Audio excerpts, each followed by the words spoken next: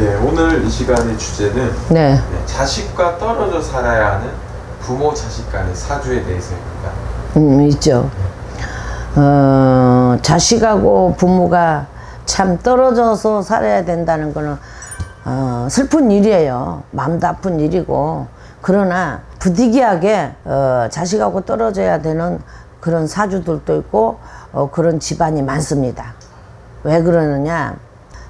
엄마 아빠가 붙어서 이제 살면서도 이제 소리가 나서 서로가 직성 다툼을 하지만은 또 엄마하고 아들하고 또는 딸하고 얘기만 꺼내면은 밥 먹다가도 싸우고, 또 그냥 무슨 말을 하다가도 그냥 싸우고, 길거리에 가다가도 서로가 살작용이 돼서 서로가 그냥 화살을 쏴대고 뭐 이러는데 못 살죠. 서로 밀어내는 거거든요.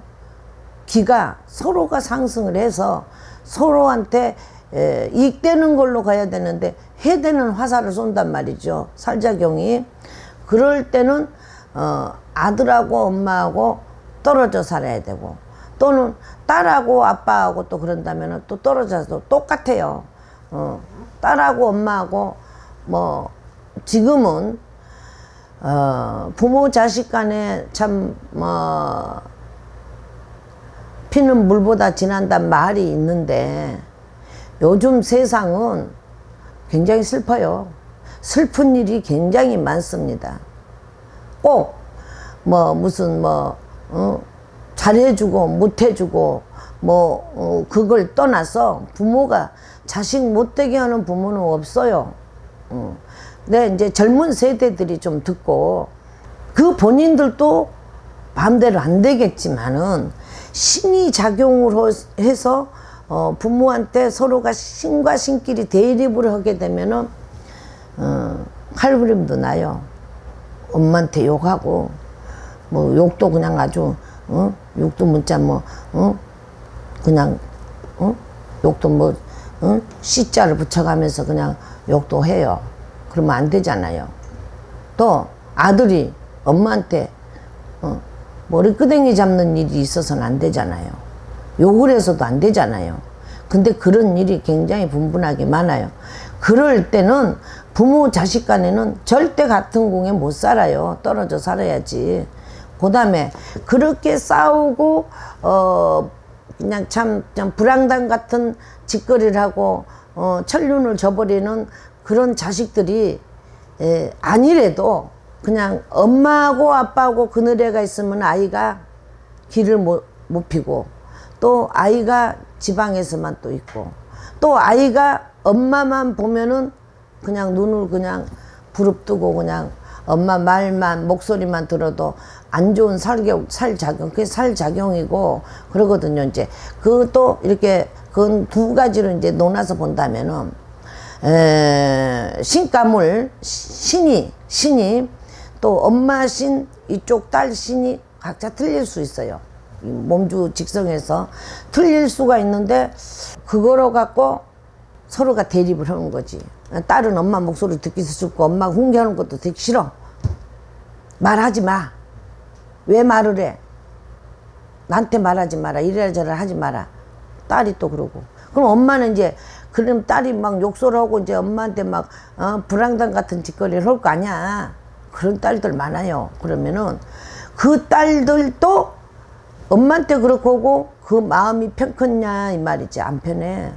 편치를 안 해요. 편치를 않지만은 이미 말은 주워 담을 수 없는 거의 말이에요. 이미 다 내 혓바닥 끝을 통해서 다 나갔기 때문에 엄마는 상처가 됐다 이 말이지.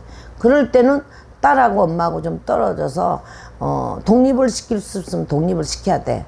그게 이제 15, 16, 17서부터 이제 어떤 성인의 길을 가기 때문에 애들이 이제 사춘기도 오고 그렇기 때문에 모든 게 그 머릿속이 복잡해지고 한창 그럴 나이죠. 공부, 또 부모의 어떤 그 만족을 채워주지 못할 때는 엄마가 나한테, 아빠가 나한테 어떤 거, 엄마 아빠 때문에 내가 엄마 아빠 충족을 시켜주기 위해서 내가 이렇게 힘이 드니까 그런 거 짜증, 또 신가물로 인해서 짜증, 여러 가지로 볼 수가 있죠. 그러나 정리를 해서 본다면은 그 집안의 신가물로 인해서 그렇게 한다고 보면 돼요. 조상과 조상이 다투는 것도 있고, 영적인 부분이. 영적인 부분도 있지. 만약에 떨어져야 하는 이런 관계면은 떨어져야지. 그 시기는 언제? 떨어져서 그 시기는 지가 이제 뭐 엄마가 엄마한테 독립을 해달라 그런다든가, 엄마가 내 보내려고 해도 안 나가는 애들도 있어. 왼수 바가지처럼 안 나가. 이놈의 새끼들이 안 나가. 나가서 지네들 나이를 먹었고 20살이 넘고 대학교도 안 가고 집구석에서 벤덕벤덕 놀면서, 아니 가서 뭐 알바라도 하다 못해 돈을 벌 수도 있는데 안 벌어. 그리고 또 먹고 사는 게 궁극적으로 지네들이 힘이 드니까 안 가. 나가려도 안 나가. 그러니까는 어떡하겠어. 그 엄마는 아버지도 없이 홀 엄마가 기르는 결손 자손들이 거의 그런 게 많아. 그럼 엄마한테 불만도 있고 부모도 잘못이 있어요. 그러나 아무리 부모가 잘못을 해도 그렇게 하면 안 되는데 또 제적이 아닐 때가 있다 이 말이지, 내 말은. 그 아들도 그 아이들도 지네도 그렇게 안 하고 싶은데 보면은 승질이 나고 불긋불긋 일어나니까 어쩔 수가 없다.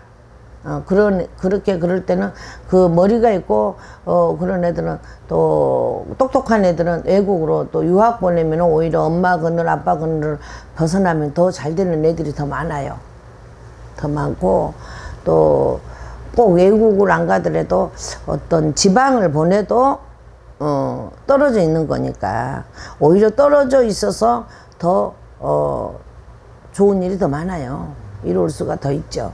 그러니까 그런 아이들은 될 수 있으면 독립을 좀 시켜보고, 꼭 엄마들도 좀 알아둬야 될 게, 공부가 인생의 다는 아니니까 공부 제발 좀 그러지 말고, 그 아이가 그 재능에 따라서 또 그렇게 사주팔자에 따라서 어떤 기술을 갖고, 예를 들어서 딸 같으면 뭐 네일 아트나 뭐 미용이나 뭐 이런 것 좀 특기를 하나씩 살려서 기술을 일으켜 주는 것이 걔들도 좋고.